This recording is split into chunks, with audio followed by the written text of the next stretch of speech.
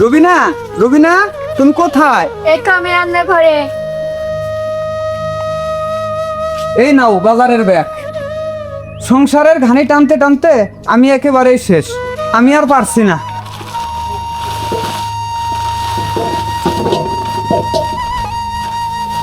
এখানে তো আলু আর কাঁচামরিচ ছাড়া কিছু নাই, এগুলো কি খাওয়াতে হয়? পাশের বাড়ির মানুষদের দিকে তাকিয়ে দেখো, ওরা কত কি খাচ্ছে, কত কি পড়ছে, কত বিলাসিতা। তুমি তো শুধু বিলাসিতা নিয়েই পড়ে আসছো। আমাদের সংসারে যে অভাব সেটা কি কোনো সময় ভেবে দেখেছো? আমার কি মনে চায় না ওদের মতো খাইতে, ওদের মতো পড়তে, ওদের মতো বিলাসিতা করতে? আমি কি সারা জীবন এভাবে কাটিয়ে দেব? রুবিনা, তুমি কি মনে করো আমার কি মন চায় না বিলাসিতা করতে?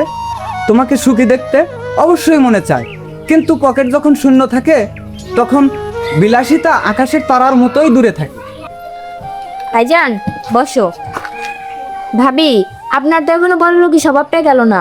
গরিবের সংসারে এসেও কি রাজত্ব করতে চান নাকি? চুপ করো মিমি, ছোট মুখে বড় বড় কথা। ভাবি, আপনি চাইলে এখনই আপনাকে একটা হীরের নাক ফুল এনে দিতে পারি। যাও নিয়ে আসো তোমার হিয়ার নাক ফুল। ভাবি, তবে সেটা হরেক মালের দোকান থেকে এনে দিতে পারি।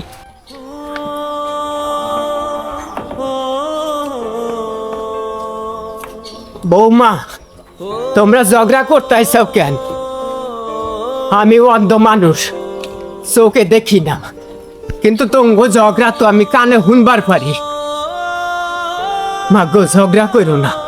তোমরা ঝগড়া করলে আমার বুকটা ফাইটা যায়। মা, ঝগড়া করো না। মিমি, জি ভাইয়া। বাবা তো অন্ধ মানুষ, চোখেও দেখে না। দেখ, রুম থেকে বের হয়ে আসছে। চল একটু ধরে চেয়ারে বসায় দিই।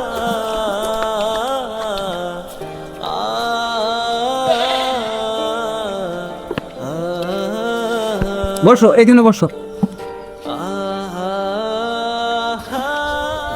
বৌমা, আমার সংসারে অভাব বন্টন আছে ঠিকই, তাই বইলা অভাব বন্টনের কারণে তোমরা একজন আর একজনের সাথে ভালোবাসার সম্পর্কটা নষ্ট করো না। বাবা, আমি জানি আমি একটু রাগী, কিন্তু সংসারের অভাব অনটনে অনেক সময় গলা থেকে উচ্চ স্বরে কথা বলে ফেলি। আসলে বাবা, আমি মন থেকে বলতে চাইনি।